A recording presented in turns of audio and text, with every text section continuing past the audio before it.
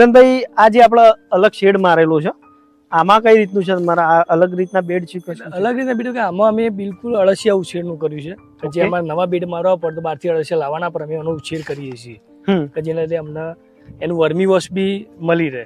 બરાબર. અમે એનો અલગ વ્યવસ્થા કરી છે વર્મી વોશ માટે. હા, એ તમને પાછળ જઈને બતાવીએ છીએ. અમે આ અને સ્પેશિયલ અળસિયો હાચવવાનું કામ અમે આમાં કર્યું છે બધું. મતલબ ઠંડકમાં પેલા બેડ હોય તો એમાં વર્મી વોશ આપણે કલેક્ટ ના કરીએ કે અને આમાં તમારે વર્મી વોશ કલેક્ટ કરવા માટે આ બેડમાં બરાબર. જેમ કે આ બેડ આપણો તમે આ બેડ છે અમારો લગભગ આની અંદર તમે જોઈ શકો પેલા જોઈ લો અળસિયા હાલતા જશે દેખાશે. અળસિયા શકો તમે અળસિયા ઉછેર કરીએ છીએ. આની અંદર લાખોની સંખ્યામાં અળસિયા છે તમે જુઓ. બરાબર. જોઈ શકો છો અળસિયા. ઓકે. આમાં મેક્સિમમ કેટલા લેન્થ વાળા અને અળસિયાનું કોઈ તમે કહેતા હતા બીજું કયો પ્રકાર છે અળસિયા? આ આફ્રિકન બ્રીડના અળસિયા છે. ઓકે. આ અળસિયા છાણસ ખાય.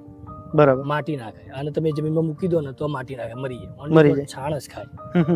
અને આ છે જે બધી અળસિયા આની લેન્થ અમે એક અળસિયાની જે જૂનું છે 3 વર્ષનું અળસિયું જે જૂનું હોય એની લેન્થ મેક્સિમમ મેં વિડીયોમાં તમને બતાવ તો 1.5 ફૂટની આવે. 1.5 ફૂટની લંબાઈ છે. મતલબ વન ટાઈમ ઇન્વેસ્ટમેન્ટ છે અને પછી તમારા અળસિયા સીધા મલ્ટીપ્લાય સાચવવાના છે તમારે. આ રીતે એનું ખાતર તૈયાર થાય છે કે જે યુરિયા ડીએપી કરતા જમીન બી સુધારે તમારું. હા, ખાતરના થોડા ફાયદા બી કહી દો. ખાતર એવું છે કે તમે જે રાસાયણિક ખાતર વાપરીએ છીએ આપણે યુરિયા છે ડીએપી છે એના લીધે જમીનની એક તો પેલું તળ બંધી જાય. બરાબર. ફિટ થઈ જાય એટલે એની જે ઓક્સિજન છે પાણી છે બધું અંદર ઉતરતું નથી. ઓકે. અળસિયા અમે આ ખાતર તમે પેક કરીને આપીએ એની અંદર ઈંડા છે તમારા જમીનમાં મલ્ટીપ્લાય થાય. ખાતર નાખો એટલે અળસિયા બરાબર વધે. એના લીધે તમારે જમીનમાં અળસિયાની સંખ્યા વધે.